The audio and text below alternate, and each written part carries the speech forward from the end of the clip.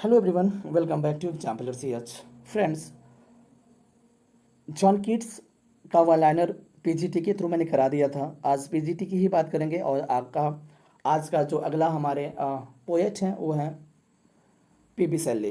PB शेली को mad शेली भी बोला जाता है और फुल नेम इनका पर्सी वैसे शेली है, जो 1792 में पैदा हुए थे और 1822 में इनका डेथ हो गया। ये जॉन कीट्स के बहुत ही फेवरेट रहे हैं, मित्र रहे हैं इनके। और उनके डेथ पर यानी जॉन कीट्स के डेथ पर इन्होंने एडोनिस लिखा था, जो एलजी के तौर पे देखा जाता है। क्लियर है। मेडसेली बोला जाता है। तो कुछ इनका इंपॉर्टेंट कुछ वर्क बता देते हैं। अलास्टर जो है 1816 में पब्लिश हुआ था, ये ऑटोबायोग्राफिकल है इनका। द रिवोल्ट ऑफ इस्लाम 1818 में पब्लिश हुआ था, इसके बारे में आप जानते ही हैं। द सेंसी ट्रेजडी है 1819 में पब्लिश हुआ था, 5 एक्ट एक ड्रामा है। हिलास वर्स लिरिकल ड्रामा है जो 1821 में लिखा गया था और 1822 में पब्लिश हुआ था। कुछ लिरिक्स की बात कर देते हैं। To a skylark by Shelley और to the west wind by Shelley, to night by Shelley. एक चीज़ और मैं यहाँ क्लियर कर देता हूँ कि स्काईलार्क एंड कुकू वर्ड्सवर्थ के द्वारा लिखा गया है, किड्स के द्वारा नाइटिंगेल लिखा गया है और स्काईलार्क के बारे में पीबी शेली ने लिखा है। ध्यान रखिएगा, नाइटिंगेल जो है किड्स का वो ओड है और पीबी शेली का जो स्काईलार्क है वो लिरिक है।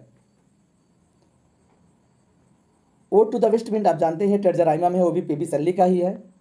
क्लियर है फ्रेंड्स। कुछ और एक दो बता देते हैं कोटेशन। शेली ने ही बोला था कि winters comes can spring before behind.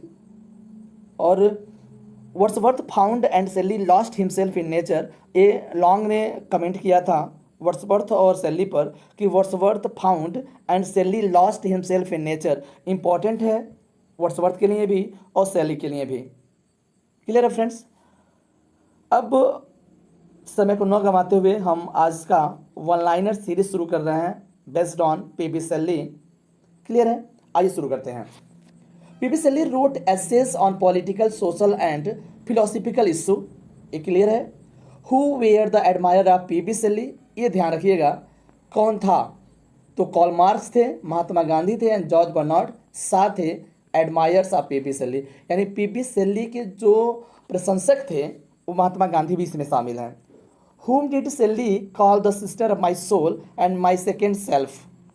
Sister of my soul, तो एलिजाबेथ हैचनर को इन्होंने बोला था। यानी बता दें इनके बारे में कि एलिजाबेथ हैचनर कौन थी। तो she was 18 years old unmarried school teacher of advance views, ये थी। और इन्हीं को सिस्टर ऑफ माई सोल या माई सेकेंड सेल्फ भी बोला है शेली ने।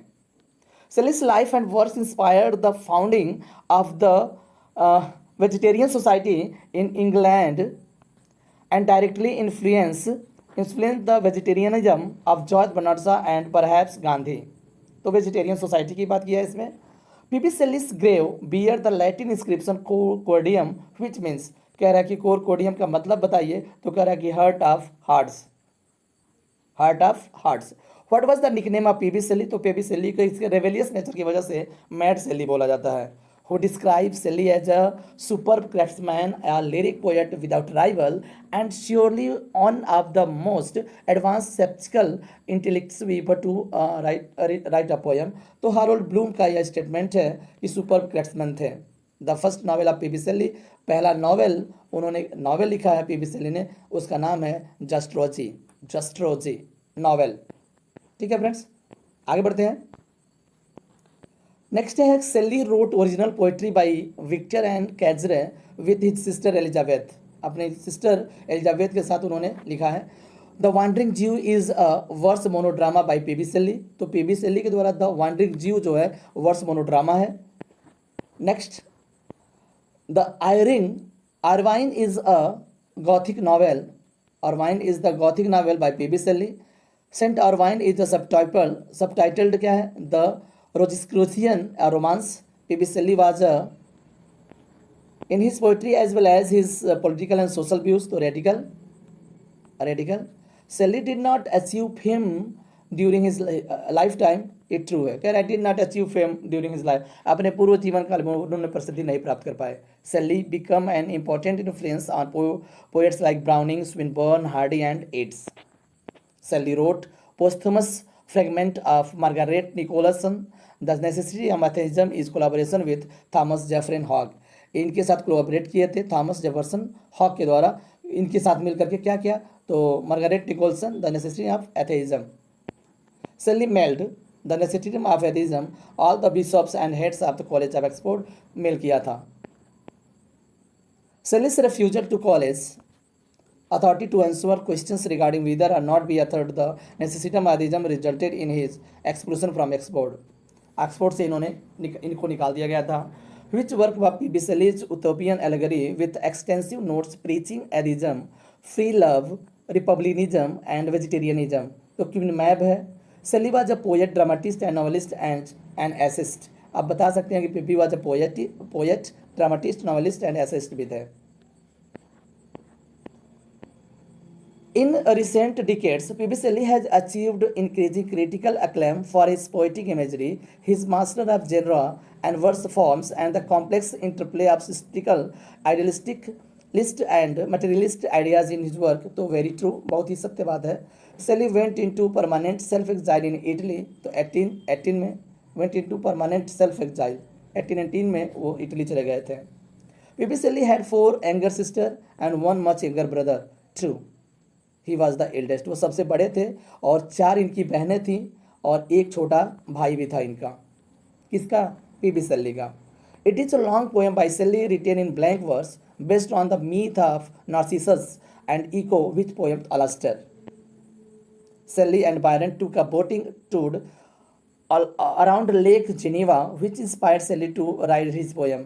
तो कह रहा है कि जब बायरन और वो दोनों लोग बोटिंग कर रहे थे तो वहाँ पर उन्होंने हिम टू इंटेलेक्चुअल ब्यूटी लिखा था। Which work of Shelley has been described as an atheistic response to Coleridge to hymn before sunrise in Vale of Chamonix। ठीक है, ये कह रहा है कि मोंट blank. Lawn and Cynthia. Lawn and Cynthia is a long narrative poem by Shelley which features incest and attacks on religion। तो lawn and Cynthia. Lawn and Cynthia was re-edited and reissued as the Revolt of Islam। Re-edit किया गया था और नाम क्या था, the revolt of Islam के नाम से। Shelley's best known works are Ozymandias, ode to the west wind, to a skylark and masque of anarchy. The masque of anarchy is a political ballad है, ध्यान रखिएगा। Shelley was particularly close to his sister and his mother who encouraged him to hunt, fish and ride। ये लोग इनक्रेज करते थे क्या करने के लिए, हंटिंग के लिए, फिशिंग के लिए और राइडिंग के लिए। Nightmares, hallucination and sleepwalking periodically afflicted Shelley through his life through। Shelley voraciously read tales of mystery romance as the supernatural। During his holidays at Field Place, P.B. Shelley often experimented with gunpowder, acid and electricity। Ozymandias by Shelley was written as part of competitions of friend and fellow poet Horace Smith। कह रहा है कि Julian and Maddalo is an autobiographical poem which explore the relationship between Shelley and Byron.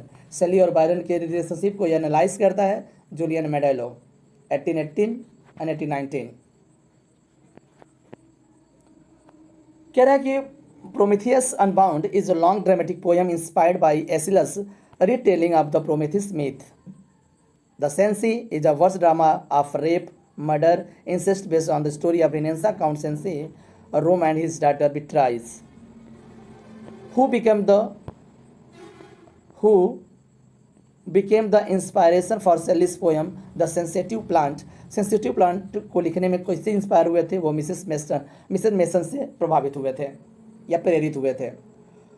Which essay of Shelley is called one of the most advanced and sophisticated documents of political philosophy in 19th century, the philosophy of view of reform।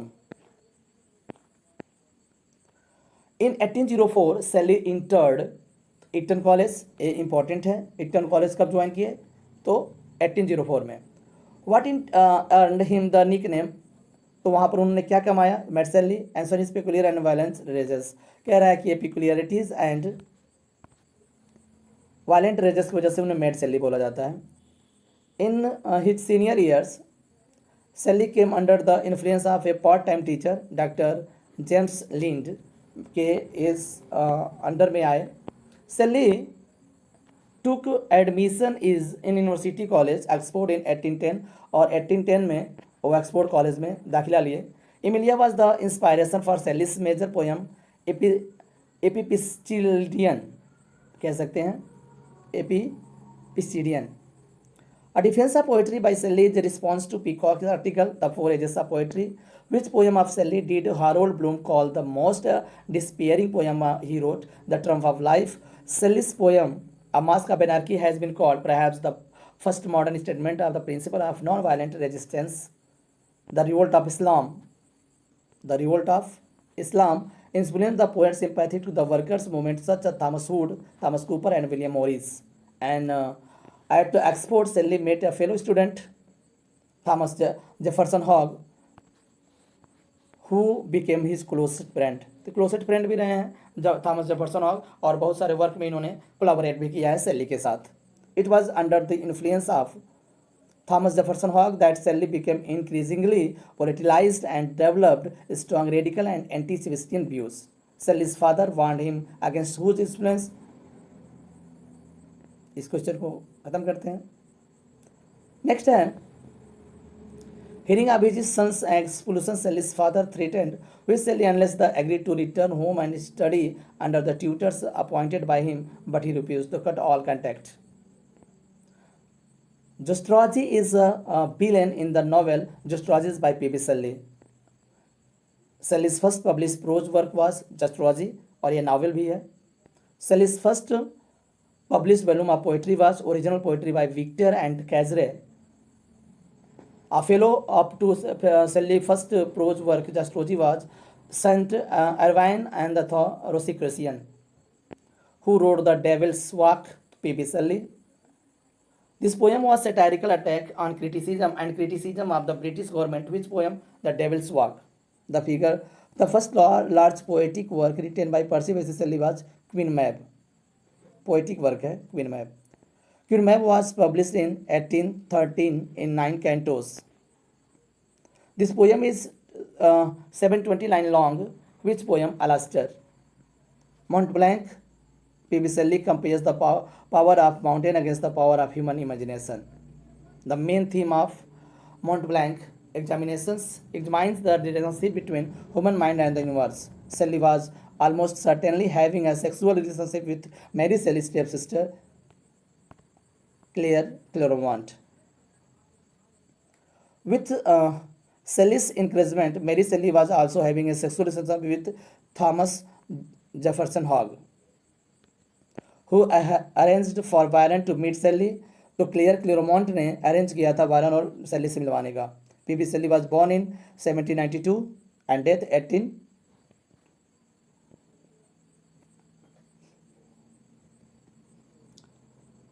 Despite its title, this poem is not focused on Islam as a specific religion.